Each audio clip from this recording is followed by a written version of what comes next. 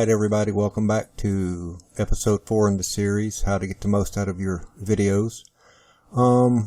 We left off on episode 3 where we used Easy Encoder and illustrated a variety of different bitmaps and produced a final render.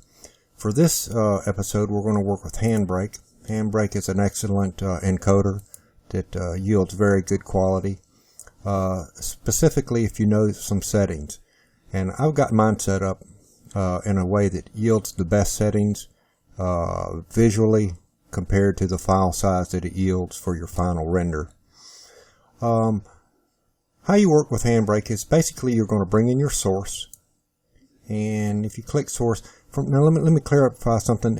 Handbrake updates quite often, and so sometimes their interface looks different, and so when I click source, you may not see this. You may have just the typical file browse kind of menu. But in this case, mine's got under source, it brings up this look.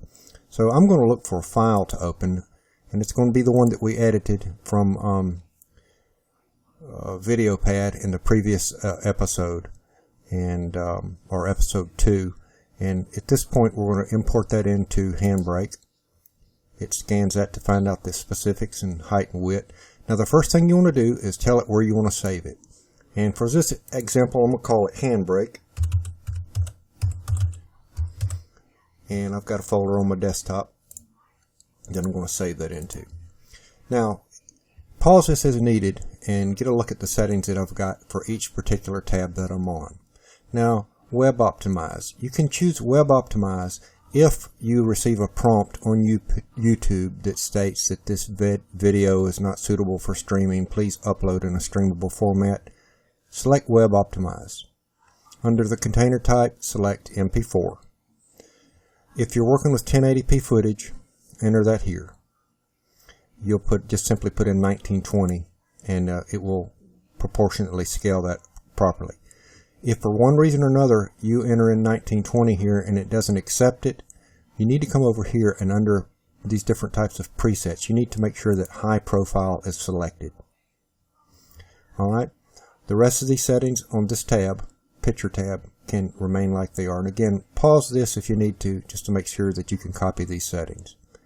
Under filters, we want to leave everything at their defaults. Under video, we're going to select a constant quality or constant rate factor of 22. I found that this provides the best quality versus file size. If you go any lower in the constant quality factor, you tend to increase your file size drastically and really don't improve the quality that much. Alright, under frame rate, you want to make sure that variable frame rate is selected.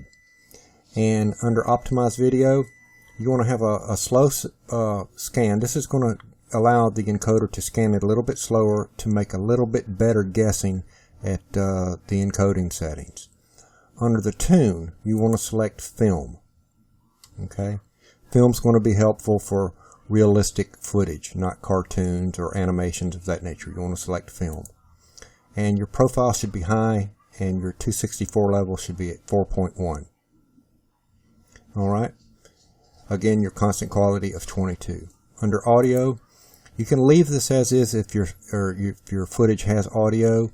You may want to reduce this down to, for example, stereo, and then select a bit rate. You can raise and lower. Usually 128 suitable, but you might leave that by default just how it is.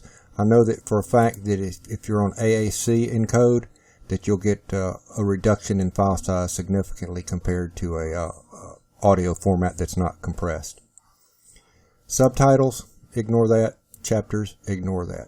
Now, once you've made all these settings, what you can do is you can save that profile over here, and you can add profiles, a variety, remove profiles and change them. You can even make changes to any of these presets and then save them, and at that point you've got your own custom profile. But I'm going to go ahead and render this, and it may take a little bit of time. This is multi-threaded and it does render relatively quick, but we've got under our video we're going to give it a slow optimization, so it's going to take a little more time. Let me take this back. I'll take it back to medium, and it will speed the render up a little bit. It'll just do a little less analyzing of the footage. Okay, so I'm going to hit start, and it's rendering that footage now, and it is multi-threaded, so it's going to use all the cores on your computer, and you can see we're marching through. We're at about 8% already, so it is relatively quick, especially if you've got a multi-core machine. You're going to benefit by it using all those cores. So we'll just watch this, and what we're going to do after this is I'm going to go ahead and render it with Easy Encoder. My Easy Encoder has what's called a full color profile because it's using X264. However, Handbrake also uses X264. But there are no there are no options in here to access a full color profile. So I have access to that in Easy Encoder, and we're going to do some screen grabs from the one that's rendering from Handbrake, and then we're going to do a screen grab from the one that we render from Easy Encoder, and let you see the difference in fidelity regarding the color saturation and quality of color retention in Easy Encoder versus Handbrake. Now, Handbrake is good, no doubt, it's very good, but you will see a noticeable difference in the color retention of Easy Encoder versus Handbrake. It took quite a while to come up with the parameters in Easy Encoder. I'd say a good year of research to come up with the right settings and right parameters to manage to retain the color. So we're about done here, and when we get done we can process the other video with Easy Encoder. So just a few more seconds to go, and we'll take a quick look at the Handbrake render. Alrighty, it's just about there and it's finished. Another thing about Handbrake is you can load up several files and have them process them in a bulk fashion. Alright, so let me minimize this, and here's the one we processed in Handbrake. Here's the original. Let's look at the original real quick. Here's the color of the original, and here's the Handbrake. Alright, so the Handbrake render turned out to be 48 megs for 47 seconds. Of course, the original was 5.5 gigs. Now what I'm going to do is I'm going to take and process this original with Easy Encoder, and what we're going to do is have two then again that we can compare side by side. Mine is also set at a rate of 22 for a constant quality encode. So let's run this, and it's running now. And it processes relatively quick. It is also multi-threaded, and so it will take advantage of all the processors you've got on your computer as well. So we're 7 seconds into it, another 40 remaining. I don't want to run any other programs. I've got a thumbnail viewer that we're going to take a look at these once we create screen captures from each. And it's important that when you do a comparison, you want to compare your screen captures in a format that's not compressed.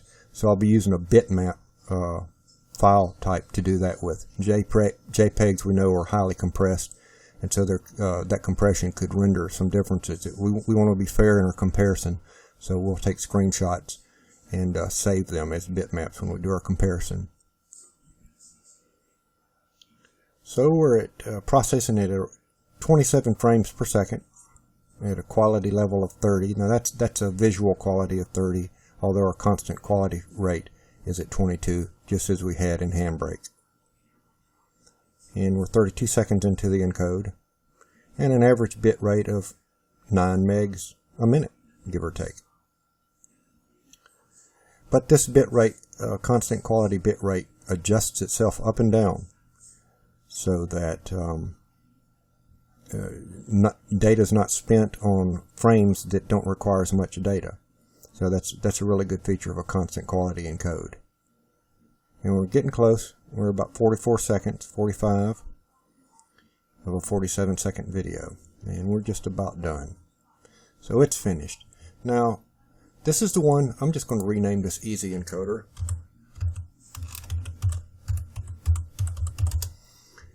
This is our render of Easy Encoder and our render from Handbrake. So I'm going to play the Easy Encoder version and let you take note of the quality of the color.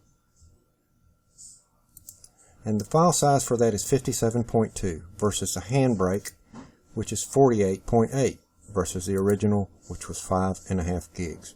Alright, we're going to have a slight increase in file size because we've got more color retention. So what I'm going to do is I'm going to bring this up. I'm going to pause it. I'm going to reverse it to the very first frame. Make sure we're on the first frame.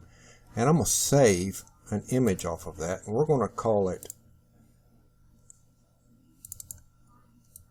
Easy Encoder for the file name and of a bitmap type. Close that out. We're going to open Handbrake.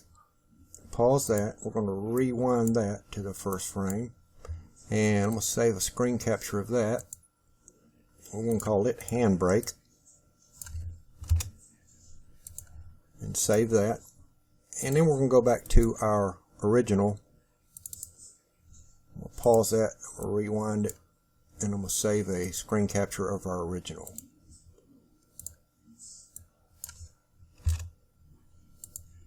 Alright, so we've got our Handbrake, our Easy Encoder, and our original. I'm going to pull up my thumbnail viewer here and go into this folder until we've got Easy Encoder, Handbrake, and original. These are all bitmap images of the first frame of each of the renders. So let's take a look at our original, and you'll see that that's what it looks like. That's the original colors that are involved. Up here is our file name, top left, original bitmap. And if I roll my mouse wheel, I can now look at Handbrake. So I'm going to toggle between original and Handbrake. There's original, and there's Handbrake. Now I'm going to look at the Easy Encoder. And you see the Easy Encoder, it's working at a full color profile. There's Handbrake, there's Easy Encoder. So you see that we're working at a higher color level even than the original. So it makes for a nice encode where we see hardly any degradation at all, and in fact we see an improvement as compared to the original, Handbrake, original, Handbrake, and Easy Encoder. And we've got Handbrake, Easy Encoder, Handbrake, Easy Encoder. And you'll see with Handbrake and even the original that there's almost a layer of haze uglying up the footage as compared to the Easy Encoder. So I hope this helps you guys, and remember, either one's good. Always refer back to this video if you have any difficulty understanding or using Easy Encoder. Copy my settings if you like, and tweak them to your own liking.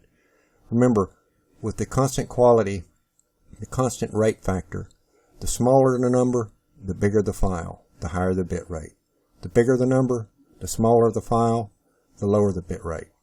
So, I hope this helps. Remember, if you like this channel, please comment, rate, and subscribe. Remember to share this with everyone that you feel would benefit from it. Alrighty then, talk to you later. Bye-bye.